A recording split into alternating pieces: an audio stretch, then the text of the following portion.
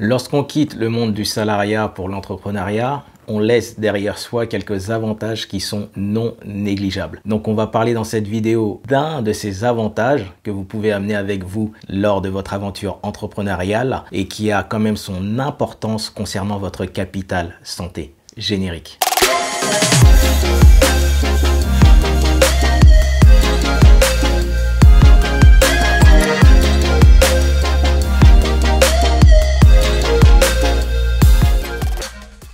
Salut la team, bienvenue sur ma chaîne. Pour ceux qui ne me connaissent pas encore, je suis Kalala, chauffeur VTC sur Paris, mais également vendeur sur Amazon et investisseur en Afrique. Sur ma chaîne, on va parler d'entrepreneuriat et d'opportunités d'affaires afin de devenir libre financièrement. Bon la team, aujourd'hui on va évoquer un sujet qui est très rarement abordé, le fait de oui ou non de prendre une mutuelle. Donc, comme vous le savez, lorsque vous êtes dans le monde du salariat, la mutuelle est obligatoire, vous en avez une d'office parce que votre employeur doit obligatoirement vous en fournir une. Cependant, lorsque vous quittez le monde du salariat pour vous aventurer dans l'entrepreneuriat, la mutuelle, c'est à vous de la prendre ou de ne pas la prendre. C'est à votre guise en quelque sorte. Donc j'aborde ce sujet parce que j'ai vu une question qui évoquait justement le fait de prendre une mutuelle ou pas sur un groupe Facebook. Et je voulais un petit peu apporter mon eau au moulin, si je puis dire, en vous racontant une histoire qui est la mienne et qui cadre parfaitement avec justement cette question-là. Donc, vu que ça touche la santé des gens, je ne vais pas me permettre de dire oui ou non, il faut en prendre une. Chacun fait, entre guillemets, à sa guise parce que les conseilleurs, c'est jamais les payeurs. D'accord? On va remonter 1 an et demi en arrière, enfin un peu moins d'1 an et demi, juillet 2021, j'attrape la fameuse maladie qui commence par un C, qui finit par un D. Je vais éviter de la citer en entier pour pas que la vidéo soit strikée. Donc j'attrape la fameuse maladie en question. Pendant 1 semaine, je reste à la casa, pensant que, voilà, étant jeune, ayant une très bonne hygiène de vie, après bon, tout est relatif, donc ça serait passager, mais au final, mauvais pronostic. Ce qui s'est passé, c'est qu'à la fin de la première semaine, je n'arrivais plus à me lever, je n'arrivais plus à m'alimenter et également, j'ai été en détresse respiratoire profonde. Donc là, le petit frère et la petite sœur débarquent et je peux vous dire que là, on est content d'avoir des petits frères et des petites sœurs. Bon, pour autre chose également, mais là particulièrement. Ils m'ont amené à l'hôpital, mais ma petite sœur a tout géré d'un point de vue administratif parce que je n'avais pas de mutuelle. Donc le premier réflexe qu'elle a eu, c'est de trouver une mutuelle qui m'accepte, qui accepte mon dossier et cela de manière rétroactive comme si j'avais souscrit avant d'être hospitalisé. Et elle en a trouvé une, ça s'est géré très très vite, elle a géré ça franchement comme une championne, là-dessus rien à dire. Donc mon hospitalisation se passe du 24 juillet au 1er août. Je vous avouerai que, bon, c'est un peu bizarre, c'est que limite, dès que les médecins ont vu que je commençais à remarcher, que je reprenais mon souffle, ils m'ont limite mis dehors. Et par contre, j'avais 2 semaines de convalescence à la maison avec une petite machine pour m'aider à respirer au cas où, parce que j'ai juste eu le masque là et puis les deux tubes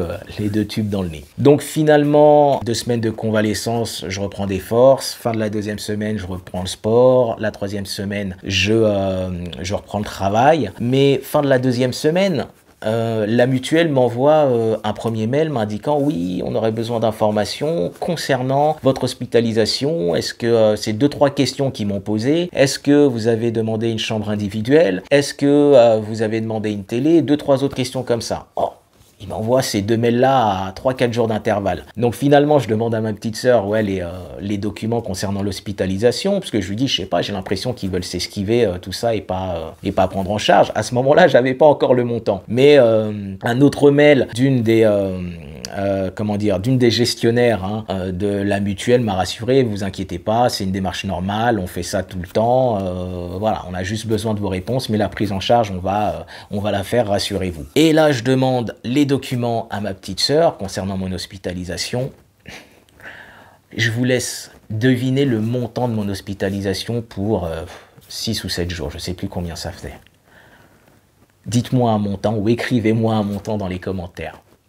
1 000 €? Non. 2000 euros, 3000 euros, 4000 euros. Que nenni les amis. Le montant de mon hospitalisation était de 10 000 euros.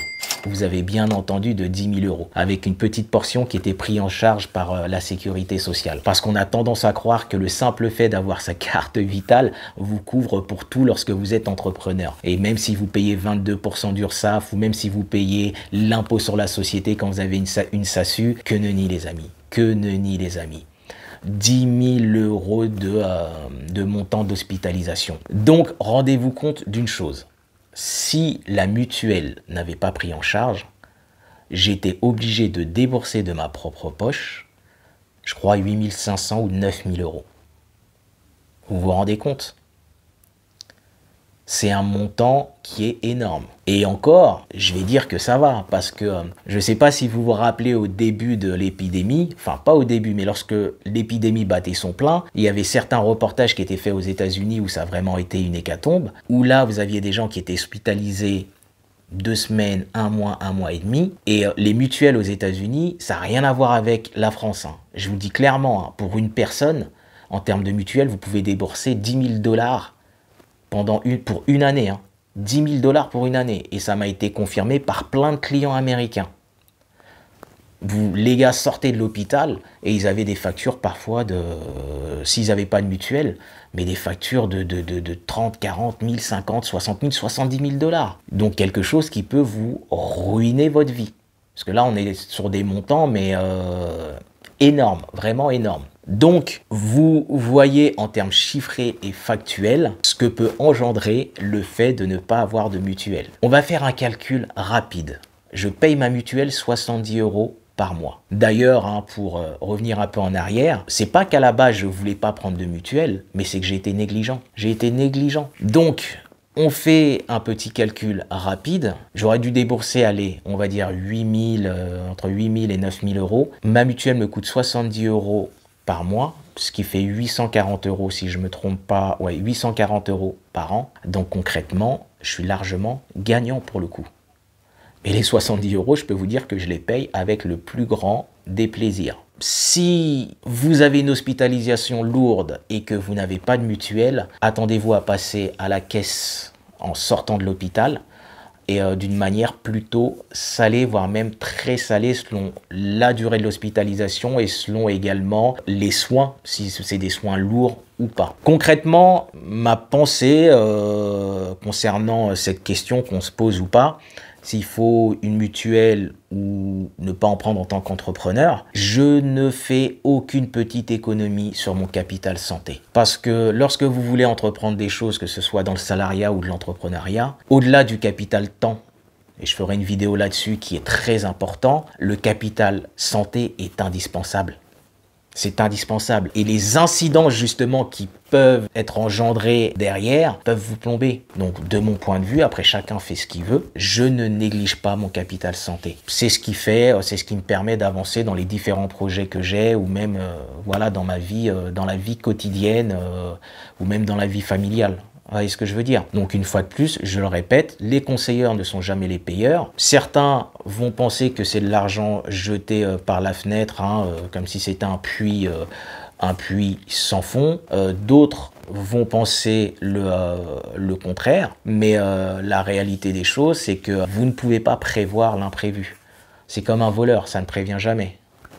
Vous vous rendez compte du désastre causé par un voleur uniquement quand le méfait a été réalisé, tout simplement. Donc, en tout cas, j'espère que cette courte vidéo vous aura permis d'y voir un peu plus clair et vous aidera peut-être dans votre prise de décision de prendre une mutuelle ou pas. Pour le reste, donc n'oubliez pas de liker la vidéo, de vous abonner également, parce que je vois encore beaucoup de personnes non abonnées qui regardent les vidéos. Donc n'hésitez pas, hein, abonnez-vous, hein, on ne mord pas, on n'est pas méchant ici. Et pour la fin, je ne peux que vous souhaiter une bonne santé, très bonne santé pour vous et vos proches. Et je vous dis à bientôt pour une nouvelle vidéo les amis.